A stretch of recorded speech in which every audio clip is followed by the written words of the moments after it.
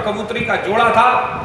समय आया तो उस समय पर चूंकि उनका दृष्टिम दृष्टयांगेन बुद्धिम बुद्धया बबंधतु, दृष्टि से दृष्टि, अंग से अंग, बुद्धि से बुद्धि का परस्पर मिलन हो रखा था। तो उनके स्नेह में प्रगाढ़ता आ गई, और इतनी प्रगाढ़ता आ गई कि वह कबूतर अपनी कबूतरी के लिए सब कुछ करने के लिए बड़े से बड़ा कष्ट उठा करके करने को तत्पर और तैयार रहता था।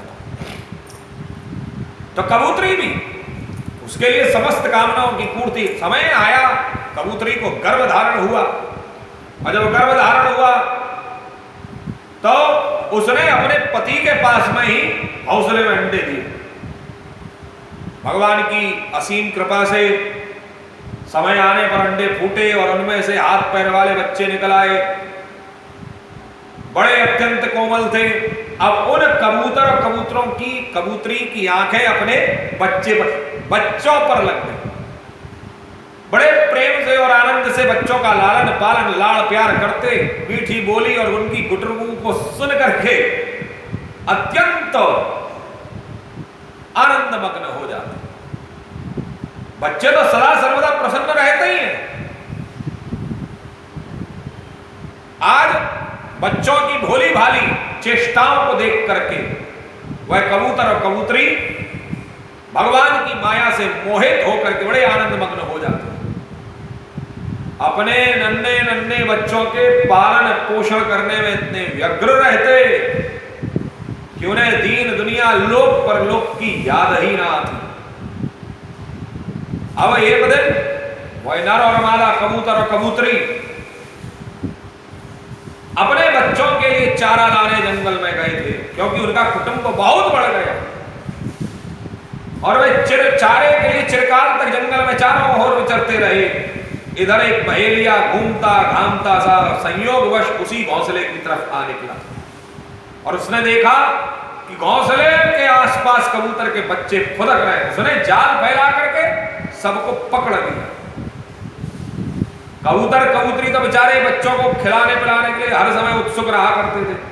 चारा लेकर के घोंसले के पास में आए तो देखा बेचारे वह जो बच्चे थे वही तो बहेली के जाल में फंस गए।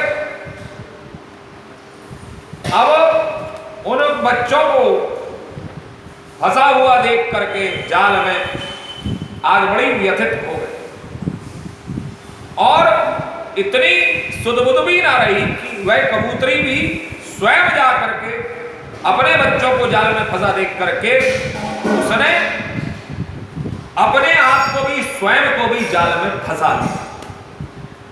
और फंसा करके जब कबूतर ने ये देखा कि मेरे प्राणों से भी प्यारे प्रिय बच्चे और मेरी प्राण प्रिय पत्नी सब इस दशा में पहुंच गए हैं, तो बड़ा बेचारा व्यथित हो गया। और व्यथित होकर के उसे स्पष्ट दिख रहा था कि वह सब के सब मौत के पंजे में है, परंतु वह मूर्ख कबूतर इतना सब कुछ देखते हुए भी कि सब मौत के पंजे में मैं तो बचूं, लेकिन वो स्वयं नहीं बचता, अपितु वह भी उस जाल में जाकर के कूद गया। अब वह भी फंस गया। अब स्थिति क्या है? स्थिति क्या है कि वह कबूतर और कबूतरी को बहेलिये ने पकड़ा और पकड़ करके अपने साथ में लेकर के चलता बना। बड़ा सुंदर यहां पर दृष्टांत दिया है प्रभु श्री दत्तात्रेय जी महाराज ने। एवं कुटुंब शांतात्मा,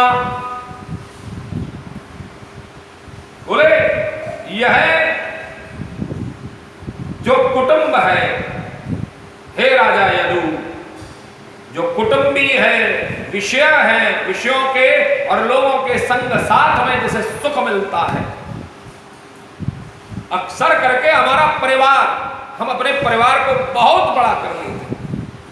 अपने परिवार को हम उसके परिवार के, अपने परिवार के लिए हम बिल्कुल सब कुछ भूल जाते हैं, और अंत में आकर के वही परिवार के साथ में हम भी स्वयं ये जानते हुए, समझते हुए, बूझते हुए, ज्ञान हमारा आसक्ति के कारण से ज्ञान हमारा दीन हो जाता है और हम भी मृत्यु को प्राप्त हो जाते हैं।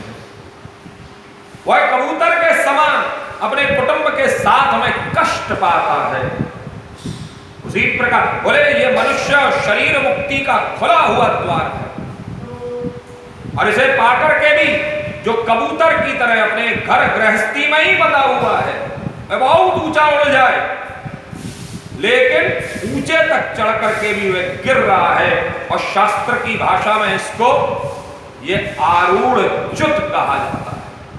आरूढ़च्युत, बहुत ऊंचे तक उठा और उठ करके फिर वह नीचे गिर गया, तो यह आरूढ़च्युतता है। हमारा और आपका जीवन भी यही जीवन है, ये कबूतर और कबूतरी की तरह जीवन। इसका अर्थ यह नहीं है कि हम अपने कर्तव्य को छोड़ दें। इसका अर्थ है ये राजन, आप अपने कर्तव्य पूरे कीजिए लेकिन उन कर्तव्यों के प्रति आसक्त मत रहिए। उन कर्तव्यों के प्रति आसक्त मत, अपना काम करिए, कर्म को करिए। कर्मण्येवाधिकारस्ते मा फलेषु कदाचन, अधिकार केवल कर्म करने का।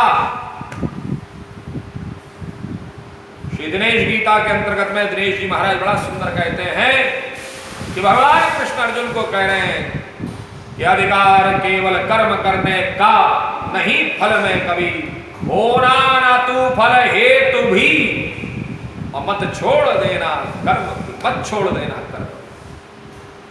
अधिकार, हमारा अधिकार क्या है? हमारा अधिकार है कि अधिकार केवल कर्म करने का, बस हमारा अधिकार यही है, कर्म करने का, नहीं फल में कभी।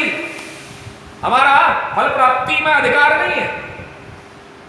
और होना ना तू फल हेतु भी, तू कहीं फल के चक्कर में पड़ करके तू फल के प्रति आश्रित हो जाए। होना ना तू फल हेतु की मुझे फल ही चाहिए, मत छोड़ देना कर्म भी, कहीं तू फल के आश्रित होकर के कर्म करना भी न छोड़। कर्म करते रहिए, कर्म करते रहिए, कर्म करते रहिए, कर्म करते रहे। यहां पर बड़ा सुंदर आज उन्होंने एक और गुरु से उन्होंने ग्रहण की शिक्षा।